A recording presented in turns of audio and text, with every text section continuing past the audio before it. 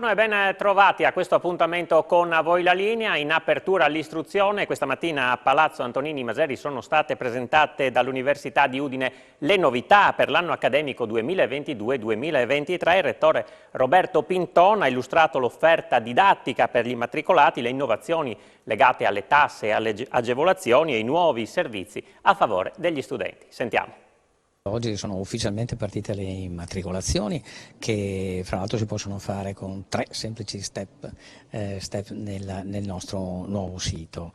Però diciamo quello che è importante è che oggi parte una 3 giorni di ulteriori informazioni per tutti coloro e anche esperienza diretta dell'ambito universitario per tutti coloro che sono interessati. Oggi a Udine, domani a Gorizia e dopodomani a Pordenone. Senta, l'anno scorso gli iscritti furono 15.000, bisogna mantenere questo numero? Sì, 15.300 in realtà, contiamoli tutti e questi sono gli iscritti complessivi e naturalmente noi non solo vogliamo mantenerli, se possibile naturalmente incrementarli, anche se sappiamo bene che in oggi come oggi la situazione delle immatricolazioni universitarie ha un momento di crisi, però io dico sempre che per noi l'importante non è solo mantenere i numeri, ma coloro che si immatricolano, soprattutto quelli per la prima volta, che trovino il modo e un'opportunità e uno stimolo per completare i loro studi, possibilmente nel tempo previsto dai loro percorsi di laurea e con qualcosa in tasca che gli permetta di affrontare bene il mondo del lavoro e la società. L'università non a caso ha queste famose 3 missioni che sono la formazione, la ricerca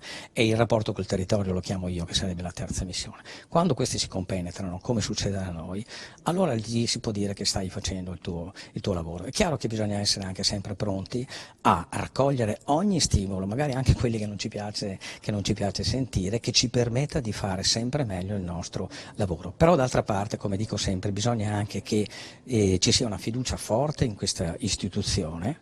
L'Università di Udine è qui da quasi 45 anni e ha sfornato 65.000 laureati, non credo che sia un dato da poco. Rettore, concludendo, lei ha parlato anche di investimenti e che investimenti milionari. Ma adesso ci sono delle grandi opportunità, come sappiamo con il PNRR, anche il nostro Ministero stesso, il Ministero dell'Università della Ricerca ha sbloccato quello che da anni era fermo, soprattutto sul piano del finanziamento all'edilizia. Noi abbiamo fatto in questi mesi, abbiamo colto tutte le occasioni che ci sono state rese disponibili per fare una richiesta di finanziamenti, di cofinanziamento per un importo complessivo di 38 milioni di euro, con cui completeremo le strutture, quindi diamo tutta la caratterizzazione alle varie strutture che ormai sono in fase di avvio, in fase di completamento, ma anche stiamo pensando a progetti nuovi come per esempio la nuova sede di medicina. Si è da poco concluso il vertice sulla sicurezza che era in programma in prefettura Udine dopo la maxi rissa nel weekend a Lignano. Ci aggiorna in diretta Alexis Sabot.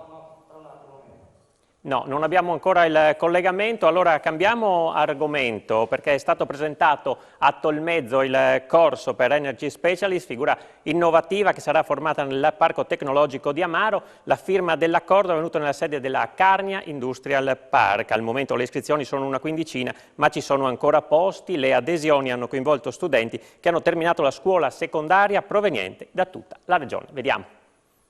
Dottoressa Perabò, intanto spieghiamo ai nostri telespettatori che cos'è questa nuova figura che va a formarsi.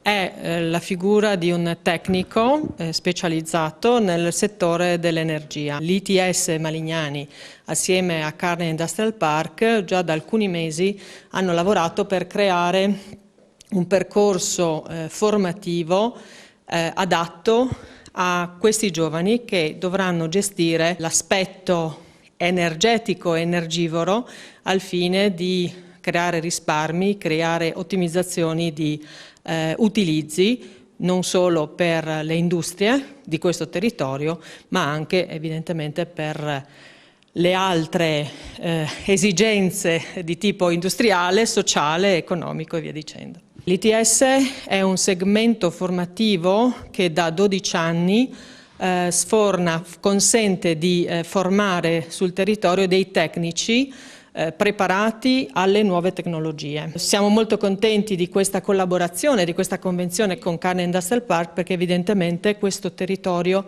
è un territorio a noi caro, che pensiamo possa dare parecchie soddisfazioni all'ITS ma anche ai giovani e alle famiglie. C'è bisogno di formare personale qualificato che in poco tempo possa entrare nel mondo industriale, nel mondo delle imprese. L'ITS è una grande opportunità che ha il Paese per poter sfornare questi tecnici, anche perché sono percorsi costruiti insieme con le imprese, con gli imprenditori. In questo caso, oltre alla Fondazione Malignani, c'è stato anche Confindustria Udine, per cui c'è stata una interlocuzione anche con quello che è il mondo delle imprese. I programmi sono disegnati per andare incontro alle esigenze reali che oggi hanno le imprese. Di conseguenza, se si vuole affrontare il PNRR con le giuste risorse, questo strumento è fondamentale. Dottoressa Iannis, la risposta è buona perché abbiamo già una quindicina di iscrizioni, però c'è la possibilità ancora di iscriversi. Certamente noi siamo attenti a presentare questo percorso a tutti i giovani e le giovani che sono interessati a costruirsi un futuro professionale di grande soddisfazione. Le selezioni si terranno in 2 momenti diversi. Il primo momento è luglio e in modo particolare io chiedo fermamente a tutti i giovani di mettersi in gioco in questo primo momento, perché potranno accedere poi ai benefici dell'Agenzia per il diritto allo studio superiore, ma per chi fosse incerto e avesse qualche ripensamento c'è ancora la selezione di settembre. Le selezioni vanno soprattutto a verificare la conoscenza, l'interesse, la motivazione è quello che è la cosa più importante. Le altre competenze tecniche le costruiremo noi insieme alle soft skill. Quindi venite a conoscerci, guardate i nostri social, guardate il nostro sito. E allora torniamo a collegarci con Alexis Sabot, che sta seguendo il vertice sulla sicurezza in prefettura Udine, che è ancora in corso alle battute finali. Alexis, a te la linea.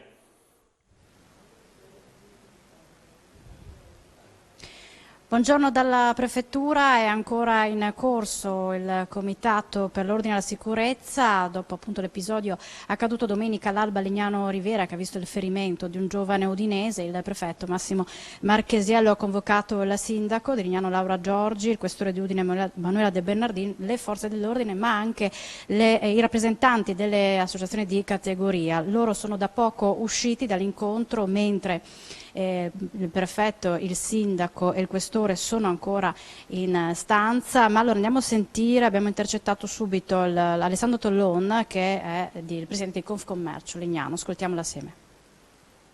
Anche le associazioni di categoria presenti all'incontro, che cosa è emerso, Alessandro Tollon? Beh, grande consapevolezza di che cos'è la città di Lignano, una città di circa 200.000 abitanti per tutta la stagione, e quindi una città che ha bisogno di tutte le attenzioni da parte delle forze dell'ordine. C'è questa consapevolezza, il prefetto, il sindaco, il questore erano presenti, i carabinieri, il comandante della polizia municipale, eccetera, erano tutti lì, anche il comandante della Guardia di Finanza, per prendere atto di una situazione che però insomma è assolutamente, come è stato dimostrato durante i concerti, eccetera, questo è emerso anche oggi, è sotto controllo. Si rischiano ordinanze un po' limitate? Commercio, l'accesso ad alcuni punti della spiaggia in ore notturne? Beh, si adotteranno tutti i provvedimenti necessari per limitare soprattutto quel fenomeno che sta un po' emergendo dei fine settimana, che sono poi culminati con queste baruffe, e quindi penso di sì. Non per niente adesso c'è un incontro che va avanti, molto tecnico, e tutte le soluzioni verranno adottate, ma insomma non è che ci sia un'emergenza a Lignano, tutt'altro, anzi la città sta vivendo un momento fantastico di turismo. Voi non ravvisate il fenomeno delle baby gang di cui parlava il sindaco? Siamo consapevoli che c'è questo fenomeno che va smantellato al più presto, fermato, e questo era proprio uno degli oggetti di questo incontro.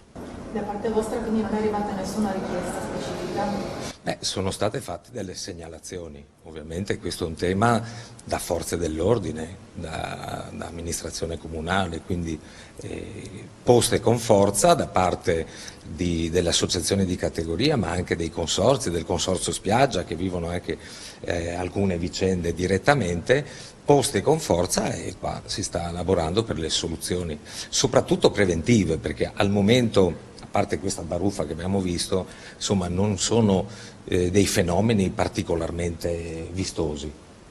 Grazie allora ad Alexis Saud, noi continueremo a darvi conto degli esiti di questo vertice nel corso delle prossime edizioni del nostro telegiornale. Adesso cambiamo argomento, un'edizione molto speciale, quella di Folklorama 2022, con gruppi che arriveranno anche dall'estero. Si inizia il 14 luglio a San Giorgio di Nogaro, la manifestazione è stata presentata ieri a Pasian di Prato. È stata presentata l'edizione 2022 di Folklorama, diciamo anche in questo caso un'edizione della ripartenza, Fausto. Certamente Daniele, una grande ripartenza speriamo, perché abbiamo sofferto un paio d'anni veramente tragici.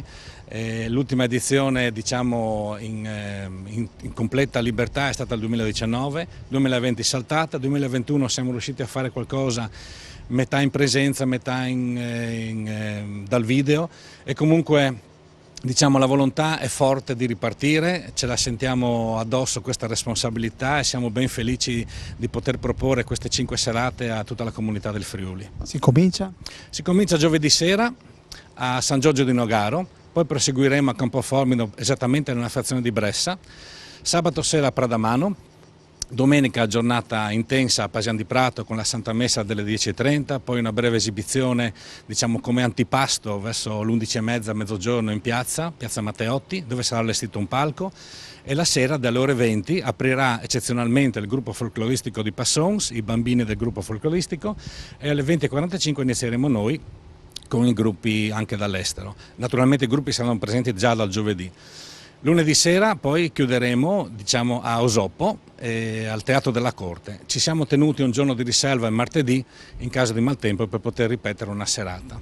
Allora, vediamo la massima autorità del Comune di Pasian di Prato, ovvero sia il sindaco Andrea Pozzo, e poi c'è anche un'altra massima autorità che è Claudio Degano, presidente dell'Unione Gruppi Folcloristici del Friuli Venezia Giulia.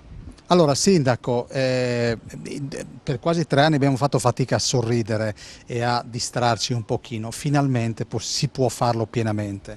2 messaggi, direi: uno è quello della ripartenza, l'altro è quello della solidarietà e della pace, di cui abbiamo tanto bisogno, e il gruppo folcloristico di Pasian di Prato porta nel mondo questo messaggio di fratellanza, e non solo, ma è anche uno scambio, perché noi oggi veniamo visitati da gruppi che vengono dall'India, che vengono dalla Serbia, che vengono dalla Spagna, ogni anno tantissime nazioni che si ritrovano per stare insieme, per dare un messaggio di pace. Io credo che sia l'elemento più importante in questo momento, nel quale la pace, che sembrava una cosa assodata e sicura in Europa, è diventata invece purtroppo una tragedia, una rovina ai nostri confini. Quindi io credo che il messaggio più forte sia quello dei popoli che gridano pace. I popoli che gridano pace, vedete che il sindaco Pozzo indossa la fascia tricolore, che è il più alto omaggio in caso di una cerimonia o di una presentazione pubblica. Claudio, tu hai una rappresentanza particolarmente importante. Quanti gruppi sono al tuo seguito? Allora, a seguito dell'associazione sono 20 realtà che non sono solo gruppi folcloristici, ma anche associazioni che hanno nel loro scopo del mantenimento delle tradizioni popolari. Però ritornerei subito ai festival. I festival che sono una chicca della nostra regione, perché oltre all'ospitalità, a star bene insieme, alla cultura delle tradizioni popolari di tutto il mondo, si fa vedere anche il nostro territorio. Fondamentale la nostra regione, il Friuli Venezia Giulia. Tutto per questa edizione di A Voi la Linea, grazie per averci seguito e buon proseguimento di giornata.